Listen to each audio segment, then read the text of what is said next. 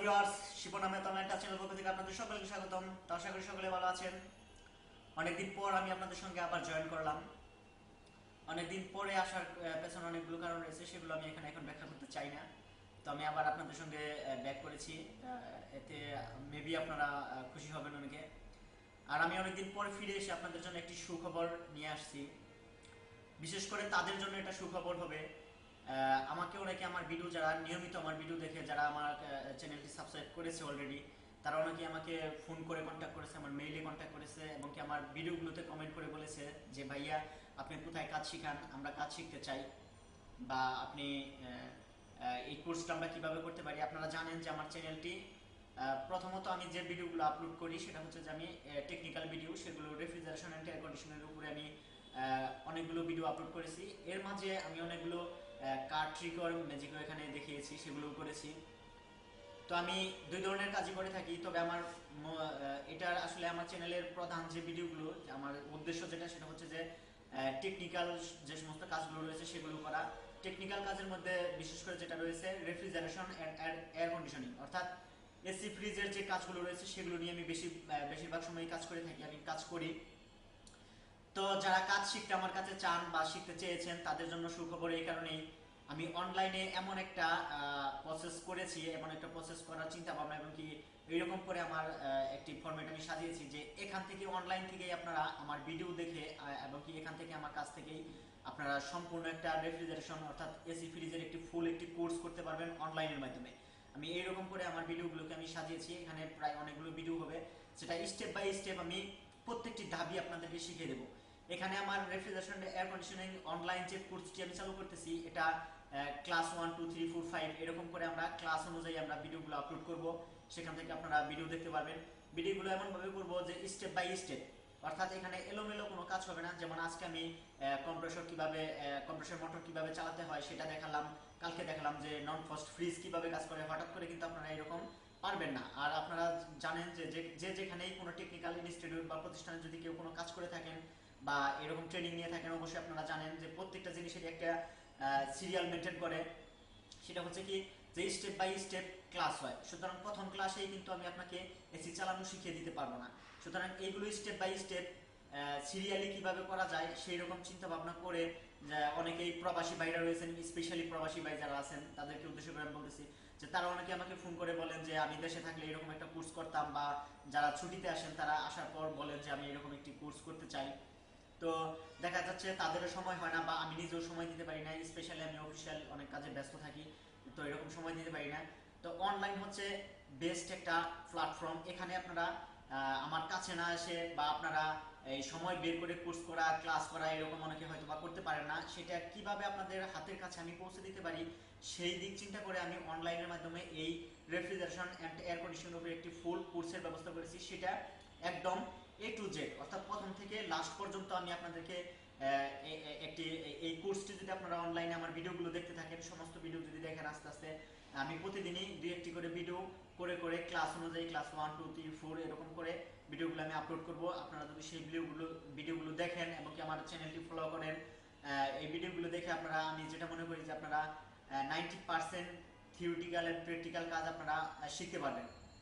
তো আসলে কিন্তু সময়ের অভাবে আমরা অনেক সকলের কাছে গিয়ে বা সকলে আমার কাছে এসে কাজ শেখা সম্ভব না। সকলের বিভিন্ন দিক বিবেচনা করে, অনেকের সমস্যা, আমার সমস্যা, এসব কিছু বিবেচনা করে আমি অনলাইনের মাধ্যমে এরকম একটি কোর্সের ব্যবস্থা করেছি। আশা করি আপনাদের ভালো লাগবে। আজকে থেকে এই কাজটি আমি শুরু করেছি অলরেডি। আজকে আমার ফার্স্ট ক্লাস হবে। তো এভাবে আমি করব। যারা এরকম এসি ফ্রিজের একদম পূর্ণাঙ্গ কাজ শিখতে চান, ভালোভাবে কাজটি শিখতে চান, তো তাদের জন্যই এই কোর্সটি। আশা করি আপনাদের সকলেরই উপকারে আসবে এবং কি ভালো লাগবে।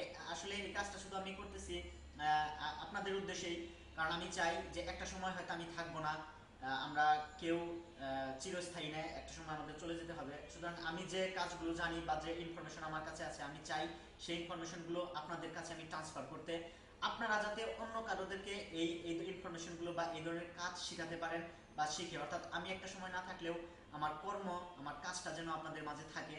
তো এই উদ্দেশ্যে আমার এই ভিডিওগুলো করা। আশা করি আপনাদের সকলে উপকারে আসবে। তো চলুন আজকে আমরা প্রথম ক্লাসটি শুরু করে দেই। সেটা কিভাবে শুরু করা যায়। আটকাবো। ডিয়ার ভিউয়ার্স, আপনাদের সঙ্গে অনেক কথাই বলে নিলাম, হয়তো অনেকেই বিরক্ত হয়ে গেছেন বা বিরক্ত বোধ করতেছেন। আসলেই ফার্স্ট ক্লাস, আসলে আমি কি করব, এখানে আমি অনলাইনে কি করব, কি শিখাবো, এটা যদি আমি ক্লিয়ারলি আপনাদেরকে না বলতে পারি বা না বোঝাতে পারি, তাহলে তো আপনারা হয়তো বুঝবেন না, আর আমি কি করতে চাচ্ছি সেটা আসলেই ক্লিয়ার হবে না। সেজন্য আমি অনেকগুলো কথা বলে নিলাম। এটা আমাদের প্রথম ক্লাস। আজকে আমরা প্রথম ক্লাসই শুরু করে দেবো। প্রথম ক্লাসে আমরা যেটা করব, প্রথম ক্লাসে আসলে প্রথম ক্লাস কখনোই প্র্যাকটিক্যাল ক্লাস হয় না। যারা এরকম টেকনিক্যাল কোর্স করেছেন বা যারা ডিপ্লোমা ইঞ্জিনিয়ার এবং কি যারা টেকনিশিয়ান ভাই আছেন, তারা অবশ্যই জানেন যে প্রথম ক্লাস প্র্যাকটিক্যাল হয় না। প্রথম ক্লাস যেটা হয়, আমরা কি করব আসলে এখানে, আমরা কি করব, আমাদের যে আজকের যে টপিকসটা, অর্থাৎ আমরা এখানে কি উদ্দেশ্যে আসছি সেটা আমাদের প্রথমে জানা দরকার অবশ্যই। সেগুলো কি, কাকে বলে। তো এখানে আমি প্রথম ক্লাসটা, ক্লাস নাম্বার 1-এ আমি যেটা সাজিয়েছি সেটা হচ্ছে যে আমরা রেফ্রিজারেশন অ্যান্ড এয়ার কন্ডিশনিং, এটা ইংলিশ শব্দ। রেফ্রিজারেশন অ্যান্ড এয়ার কন্ডিশনিং শব্দ অনেক ভাইরা আছে যারা হয়তো বা এই শব্দটা আপনারা শুনছেন বা এগুলো কাকে বলে, রেফ্রিজারেশন কি, এয়ার কন্ডিশনিং কি আপনারা জানেন না। তো যে সমস্ত ডিপ্লোমা ইঞ্জিনিয়ার ভাইরা আছেন, যে সমস্ত টেকনিশিয়ান ভাইরা এখানে আমার ভিডিওটি দেখতেছেন আপনারা এই মুহূর্তে, তারা হয়তো বা অনেকে এরকম কাজ শেখার পর ভালো একটি চাকরির জন্য আপনারা অ্যাপ্লাই করবেন বা ভালো একটা চাকরি খুঁজবেন। আপনারা অনেক জায়গায় চাকরির জন্য ইন্টারভিউ দিবেন বা অনেক জায়গায় ইন্টারভিউ ফেস করতে হবে আপনাদের। তখন কিন্তু আপনাকে প্র্যাকটিক্যাল কাজের থেকে থিওরিটিক্যালি আপনাকে বেশি প্রশ্ন করা হবে। আপনি যদি চাকরি নিতে চান, অবশ্যই আপনাকে যে জায়গায় আপনাকে ইন্টারভিউ নেওয়া হবে সেখানে প্র্যাকটিক্যাল কাজ করার সুযোগ নাও থাকতে পারে। সুতরাং তখন আপনার সঙ্গে ওনারা কিন্তু থিওরিটিক্যালি মুখে আপনাকে কিছু প্রশ্ন করবে, আপনাকে কিছু প্রশ্নের উত্তর দিতে হবে, এরপরে আপনি এভাবে সিলেকশন হবেন ওনাদের, তারপর আপনার প্র্যাকটিক্যাল কাজে আসবে। সুতরাং আপনি যেখানে ইন্টারভিউ দিতে যান না কেন, আপনি যে কাজটি শিখেন না কেন, সেই কাজটির মানে অবশ্যই আপনাকে জানতে হবে। এখানে আমি আপনাদেরকে শেখাবো যে রেফ্রিজারেশন কাকে বলে, এয়ার কন্ডিশনিং কাকে বলে। এই দুইটা জিনিসের সংজ্ঞা আমি যেটা মনে করি, আমি একজন ট্রেনার হিসেবে আমি যেটা মনে করি যে এই দুইটা জিনিসের সংজ্ঞা অবশ্যই মাস্ট আপনাদেরকে প্রথমে শিখতে হবে।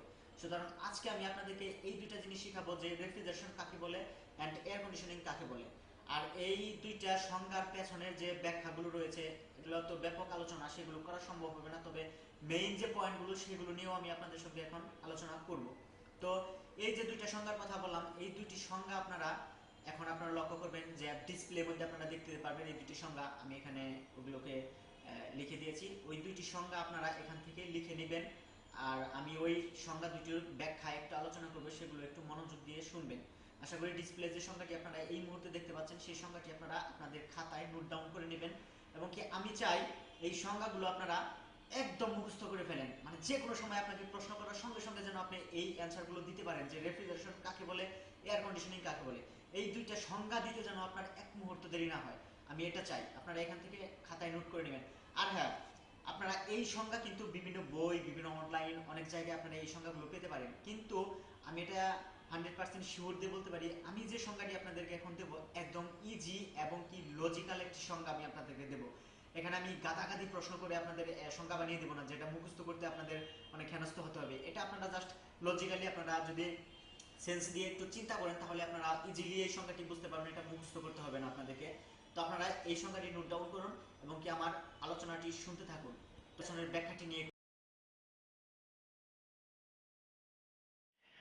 ডিয়ার ভিউয়ার্স, আপনি যে দুইটি সংখ্যা আপনারা দেখতে পাচ্ছেন, আমি একটু জাস্ট সামান্য একটু কথা বলবো, আপনারা একটু যদি আমরা প্রথম যে সংখ্যাটি আপনারা দেখতে পাচ্ছেন, রেফ্রিজারেশন বা হিমায়ন কাকে বলে, অর্থাৎ রেফ্রিজারেশন বা হিমায়ন কাকে বলে, যেটা সে সংজ্ঞা রয়েছে সেটি হচ্ছে যে পদ্ধতির মাধ্যমে কোনো বস্তুর তাপমাত্রা আশপাশ থেকে কমিয়ে রাখা যায় তাকে রেফ্রিজারেশন বা হিমায়ন বলে। এখন আশপাশ বলতে আমরা কি বুঝি? আমরা কিন্তু আমাদের সারা রুমের তাপমাত্রা বা সারা পৃথিবীর তাপমাত্রা আমরা কিন্তু এখানে কমানোর কথা বলা হয় না। আশপাশ থেকে বলতে অর্থাৎ আপনি মনে করেন যে আপনার রুমের যে তাপমাত্রাটা বর্তমান অবস্থায় তাপমাত্রা আপনার রুমের যে আশপাশের যে তাপমাত্রা থাকে সেই তাপমাত্রা থেকে ফ্রিজের ভেতরের তাপমাত্রাটা অবশ্যই কম থাকে। আর এই সংজ্ঞার দ্বারা সেটাই বোঝানো হয়েছে যে আপনার স্বাভাবিক যে তাপমাত্রা আপনার আশেপাশে রয়েছে সেই তাপমাত্রার থেকে কমিয়ে, অর্থাৎ সে যে তাপমাত্রা আমাদের আশেপাশে রয়েছে তার থেকে কমিয়ে রাখা যায় এমন যে পদ্ধতি বা সিস্টেম রয়েছে সেটাকেই মূলত রেফ্রিজারেশন বা যে হিমায়ন বলে। সুতরাং এই সংখ্যাটা দ্বারা শুধু এই একটি কথাই আপনারা মনে রাখবেন বা বুঝবেন যে আশপাশে যে তাপমাত্রাটা রয়েছে তার থেকে কমিয়ে রাখার যে সিস্টেম বা ব্যবস্থা সেটাকেই রেফ্রিজারেশন বা হিমায়ন বলে। এখন দ্বিতীয় সংজ্ঞাটিতে আমরা চলে যাই।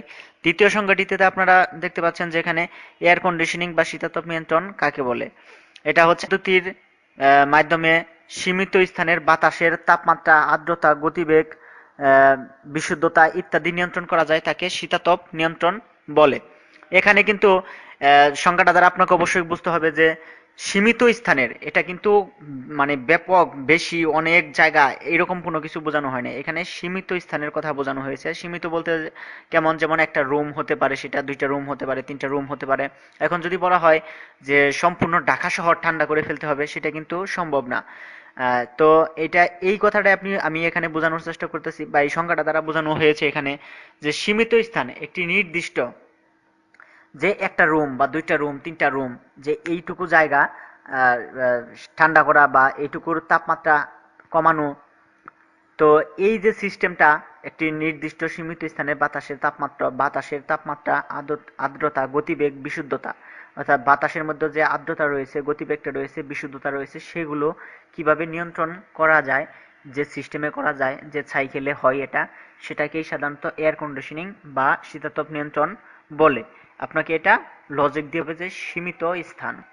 তো এই 2টা সংজ্ঞার এটুকুই আমি বললাম। আশা করি আপনারা এই সংজ্ঞা সম্পর্কে মোটামুটি ক্লিয়ার হয়েছেন। তো আর কি বলবো এই সংজ্ঞা সম্পর্কে, এই সংজ্ঞা সম্পর্কে এখন আর কি বলবো না, আর কিছু বলবো না। এরপরও যদি কারো এই সংজ্ঞা নিয়ে কোনো মতবাদ বা কোনো কথা বা কোনো প্রশ্ন থাকে, তাহলে অবশ্যই আমাকে জানাবেন। আমি চেষ্টা করবো আপনাদের সেই সমস্যাগুলো সমাধান করে দেওয়ার জন্য। আর হ্যাঁ, আজকের মতো এখানেই আমি প্রথম ক্লাসটি শেষ করব। দ্বিতীয় ক্লাসের জন্য আপনারা অবশ্যই অপেক্ষা করবেন। আর হ্যাঁ, আমার দ্বিতীয় ক্লাসটি যদি আপনারা আপডেট পেতে চান, তাহলে অবশ্যই যারা এখনও আমার চ্যানেলটি সাবস্ক্রাইব করেন নাই, তারা এখনই আমার চ্যানেলটি সাবস্ক্রাইব করে নেন। এবং কি আমার ভিডিওগুলো যদি আপনাদের ভালো লেগে থাকে, তাহলে অবশ্যই আমার চ্যানেলটি সাবস্ক্রাইব করবেন, আমার ভিডিওগুলো লাইক দিবেন, শেয়ার করবেন। সকলেই ভালো থাকেন, সুস্থ থাকেন। আল্লাহ হাফিজ।